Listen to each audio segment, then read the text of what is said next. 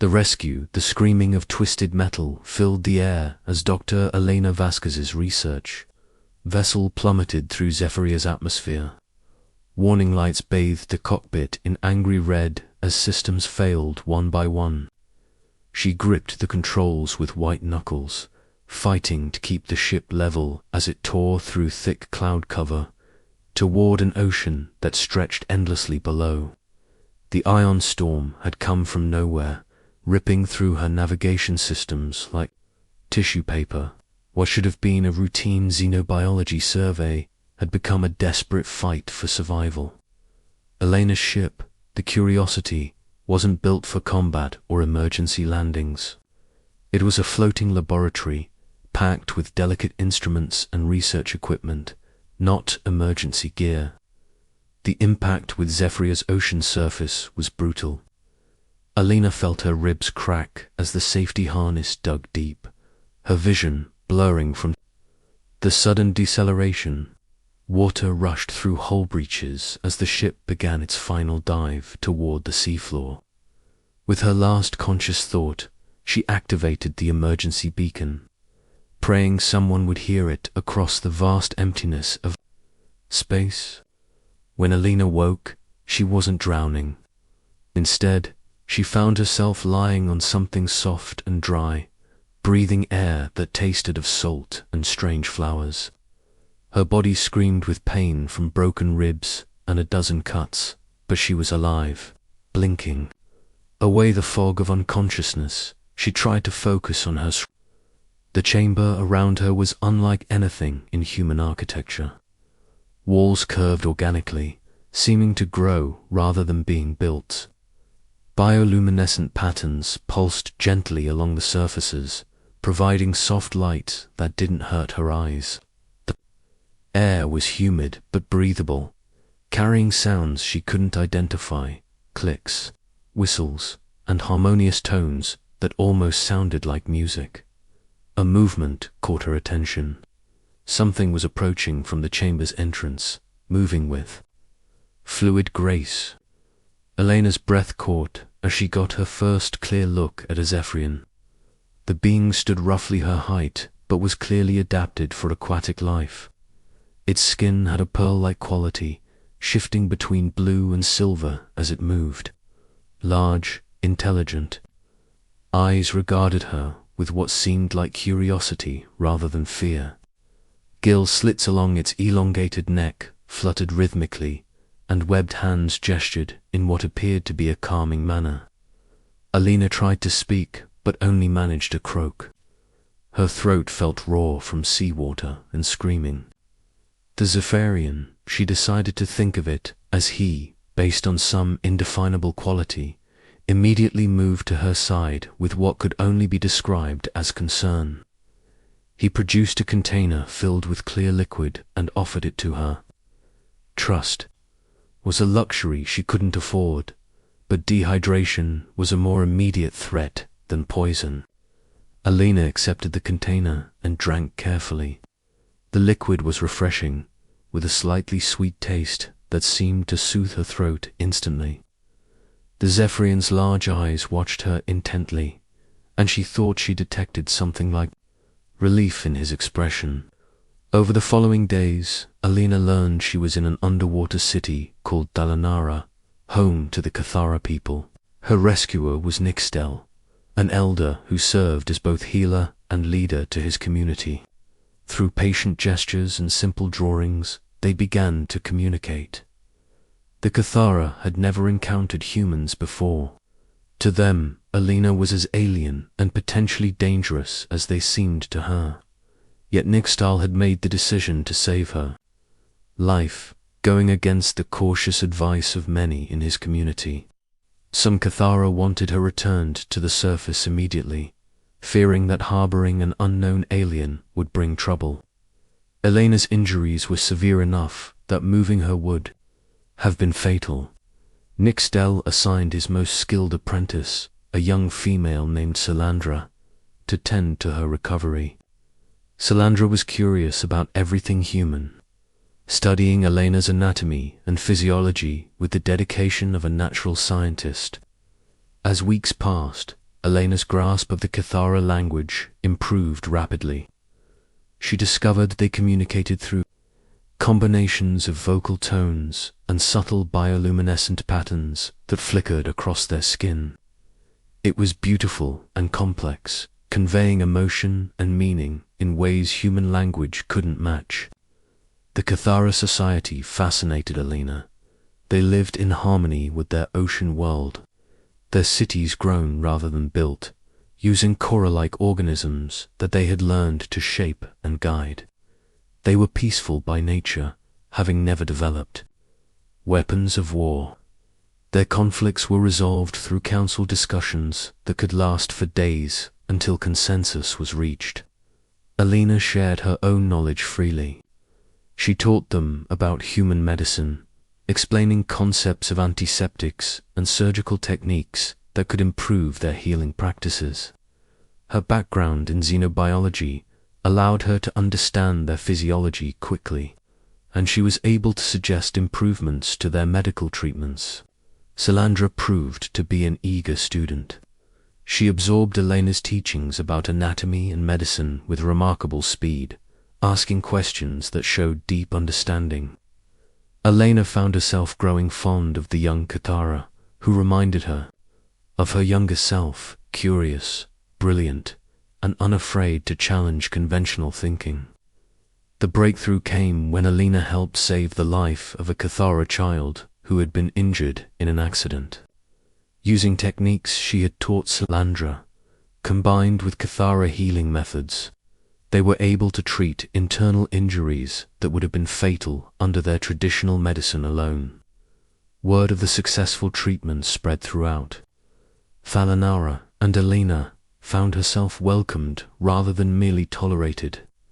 Months passed as Elena integrated into Cathara society. She learned their history, their art, their philosophy of living in balance with nature. They, in turn, learned about humanity, though Elena was careful to emphasize the peaceful aspects of human civilization. She spoke of human art, science, and exploration, painting her species as curious wanderers seeking knowledge and understanding. The Cathara were amazed by human adaptability and ingenuity. Elena's descriptions of human technology seemed almost magical to them, though she was careful to explain the scientific principles behind each innovation. She showed them mathematics and physics, concepts that translated surprisingly well despite their different evolutionary paths. During her stay, Elena observed the Cathara's unique relationship with their environment. They didn't just live in the ocean, they were part of it. Their cities pulsed with the rhythm of the tides, their daily activities synchronized with natural cycles. It was a level of ecological integration that human civilization had never achieved. But Elena also noticed something troubling. The Cathara spoke fearfully of other species in their region of space. They described the hegemony, a militaristic alliance of species that viewed peaceful worlds as easy targets for expansion. The Cathara's refusal to develop weapons or military capabilities made them vulnerable, and they knew it. Several times during her stay, Cathara scouts reported strange ships in their system's outer regions. The sightings always filled the community with anxiety, though the ships never approached their world directly. Elena realized the Cathara lived under a constant shadow of fear, their peaceful nature making them seem weak to more aggressive species. As Elena's health fully returned, she began working on a way to contact human space. Her ship's communications array was destroyed, but she still had knowledge of human technology. Working with Cathara biotechnology experts, she began developing a hybrid communication device that could send a message across interstellar distances. The project took months, combining human electronic principles with Cathara biological components. It was a testament to both species' ingenuity and their growing partnership. Salandra worked closely with Elena on the device. Her understanding of both technologies, making her invaluable to the project. When they finally activated the communicator, Alina wasn't sure if it would work. The hybrid technology was unprecedented, and they were attempting to reach across light years of space. She transmitted her identification codes and current coordinates, along with a detailed report of her situation and the Cathara people. The response came 3 weeks later. A human deep space monitoring station had received her signal and relayed it to Earth. A rescue mission was being organized, but it would take months to reach Alina was ordered to maintain her cover and avoid any actions that might provoke hostile responses from local species. As news of the incoming rescue spread through Thalanara, the community's reaction was mixed. They had grown attached to Alina, and many viewed her as a valuable member of their society. But they also feared what contact with humanity might bring. Other species had not been kind to the Cathara, viewing their peaceful nature as weakness. Nixtal called a great council to discuss the situation. For days, the community debated the implications of Elena's rescue. Some argued that helping her had already put them at risk, and that they should minimize further contact with humans. Others believed that friendship with Elena's people might offer protection from the hegemony's growing threats. Elena addressed the council herself, speaking in fluent Cathara about humanity's desire for peaceful contact with other species. She explained human concepts of alliance and mutual protection, describing how her people had learned to work together despite their differences. Her words carried weight because the Cathara had seen her actions over the months of her stay. The council ultimately voted to welcome the human rescue mission, though not without reservations. They agreed to allow Elena's departure while maintaining secret communication channels for future contact. It was a compromise that satisfied both the cautious and the curious members of their society. When the human ship Endeavour finally arrived in Zephyria's system, Alina had been living with the Cathara for almost a year. Captain Rodriguez and his crew were amazed by the detailed reports Alina transmitted about Cathara society and technology. First contact protocols had been established, but Elena's unique position made formal negotiations unnecessary. The farewell was emotional. Alina had formed bonds with the Cathara that went beyond mere gratitude for her rescue. She had become part of their community, and leaving felt like abandoning family. Salandra was particularly affected, having learned so much from their collaboration. Alina promised to return someday, either as an ambassador or as a friend. She left behind detailed medical texts translated into Cathara script, along with plans for several technological innovations that could improve their quality of life. More importantly, she left behind the knowledge that not all alien species were threats to be feared. As the Endeavour departed Zephyria's system, Alina watched the ocean world shrink to a blue dot among the stars. She carried with her not just memories of an incredible experience, but also the responsibility of representing the Cathara to humanity.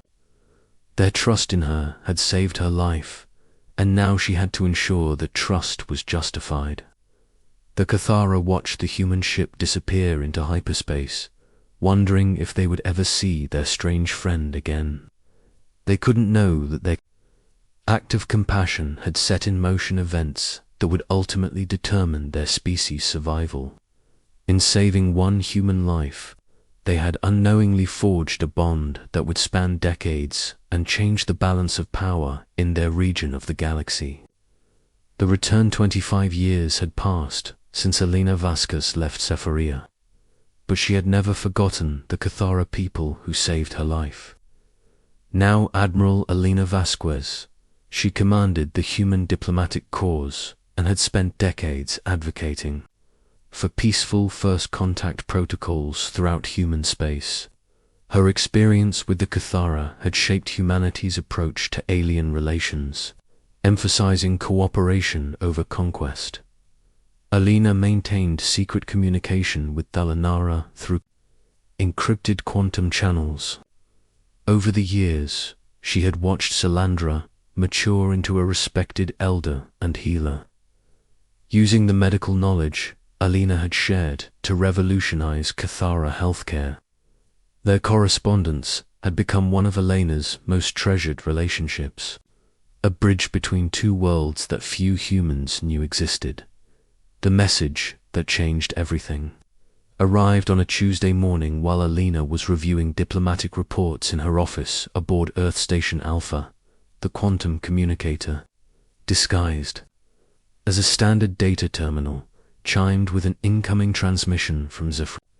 But instead of Salandra's usual warm greeting, the message carried undertones of desperation that made Elena's blood run cold. "Elena, my dear friend Salandra's translated words appeared on the screen. I pray this message reaches you in time. The hegemony has come to our world. They claim our oceans contain minerals essential to their war machine, and have begun terraforming operations to extract them. Our protests have been ignored. Our peaceful nature, which once seemed a blessing, now appears to be our doom.